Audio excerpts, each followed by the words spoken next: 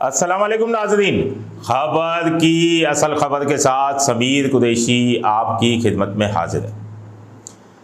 हमने अपने पिछले प्रोग्राम में इंकिशाफ किया था कि असलहा लाइसेंस, असलहे के जो डीलरशिप लाइसेंस जारी किए गए थे, उन डीलरशिप लाइसेंस जिनको जारी किए गए थे उनमें से कई अफराद जो डीलर्स हैं वो ऐसे हैं जिन पर क्रिमिनल्स केसेस हैं और किसी पर पेशावर में है, किसी पर कराची में है और असलहा डीलरशिप लाइसेंस उनके पास हैं और खुलेआम जो हैं वो असलहे की दुकानें चला रहे हैं। और इसमें यकीनन महकमा दाखिला के जो असलहा लाइसेंस डिपार्टमेंट है उनके अफसरान की सरपरस्ती भी मुबैना तौर पर शामिल है। उसके बाद अब एक नया इंकिशाफ सामने आया है कि जो असलहा डीलर जिनके पास असलहे के डीलरशिप लाइसेंस हैं जो फौत हो चुके हैं, उनके नाम पर भी दुकानें चल रही हैं। उसूल तो ये होता है कि असलहे की जो दुकानें जिनके नाम पर हैं, अगर वो फौत हो जाता है तो वो डीलरशिप लाइसेंस अपने बेटे के नाम पे ट्रांसफ़र करा लेता है या किसी के नाम पे भी ट्रांसफ़र करने का मजाज़ है।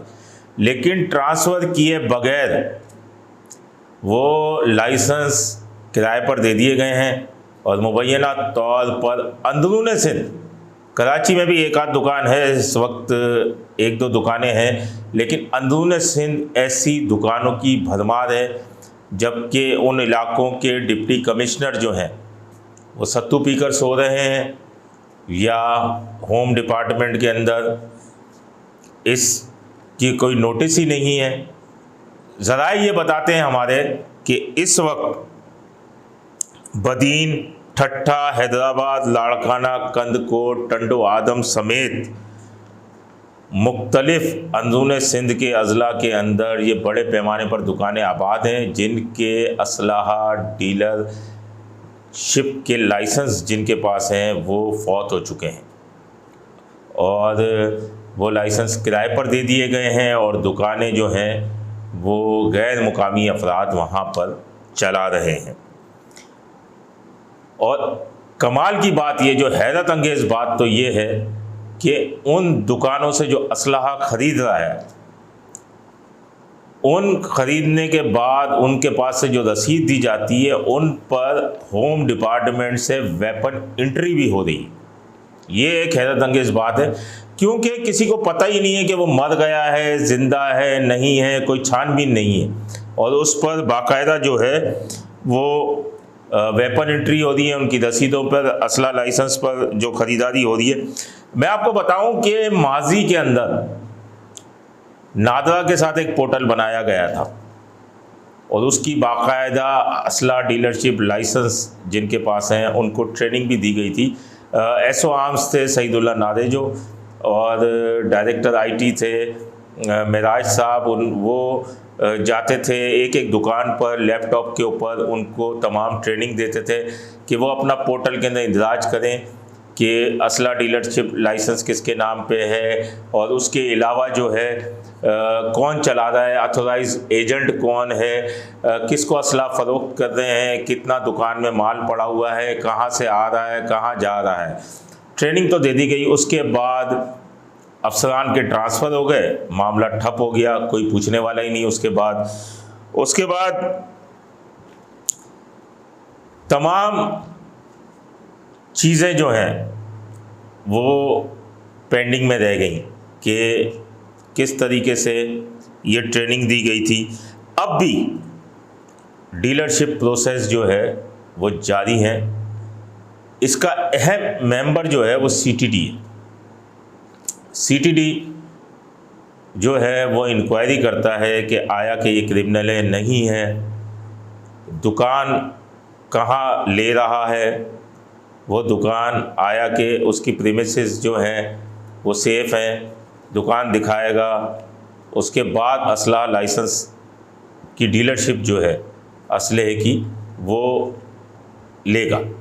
और उसके बाद वेरिफिकेशन होगी, बायोमेट्रिक होगी और उसके बाद डीलरशिप लाइसेंस जारी किया जाएगा। अभी भी 50 से 60 के करीब जो है डीलरशिप लाइसेंस जो है अंडर प्रोसेस हैं। लेकिन बात सिर्फ इतनी है कि प्रोसेस तो है, अब तो इंक्वायरी हो रही है। जो ले रहे हैं इसमें कई केपी के भी एड्रेस हैं, केपीके के, पंजाब के भी एड्रेस हैं, उसके अलावा बलूचिस्तान के भी एड्रेस हैं, वो भी यहाँ कारोबार करने आ रहे हैं। कारोबार पाकिस्तान में कहीं भी किया जा सकता है, लेकिन असलहा डीलरशिप लाइसेंस लेने के बाद एक्टिव नॉन एक्टिव का भी एक बड़ा मसला आया है। उसके लिए सीटीडी बड़े पैमाने पर इंक्वायरी कर रही है इस वक्त, और रिपोर्ट अपनी मुरतब करती जा रही है। सीटीडी के कई लोगों ने 2020 से लेकर 25 तक के दौरान लाइसेंस जारी कराए। अब लाइसेंस की फ़ीस तो कुछ भी नहीं, चंद हज़ार रुपये होती है, लेकिन इन लाइसेंसों के एवज़ मुबैना तौर पर 25-25 लाख रुपए वसूल किए जाते हैं। तो अब वो इंक्वायरी कर रही है कि लोगों ने लाइसेंस भी बना लिए हैं और नॉन एक्टिव हैं, एक्टिव नहीं है। इसके लिए सीटीडी ने ये असला डीलरशिप लाइसेंस जो होती है उनके जो सदर हैं उनको लेटर वेटर भी लिखा था, और इसके बाद कहानी कहाँ तक पहुँची है उनकी इंक्वायरी चल रही है। इनका काम तो रिपोर्ट बना के देना है, बाकी तो होम डिपार्टमेंट का काम है।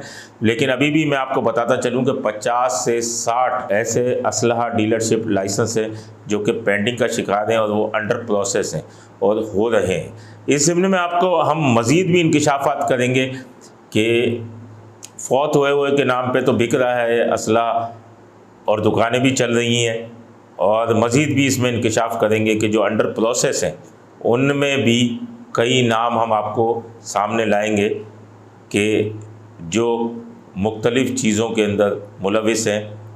और देखते हैं कि हमारे पास तो पूरी लिस्ट है, ये हम आप बाद में सामने लाएंगे कि देखते हैं कि इनको असला डीलरशिप लाइसेंस मिलते या नहीं मिलते।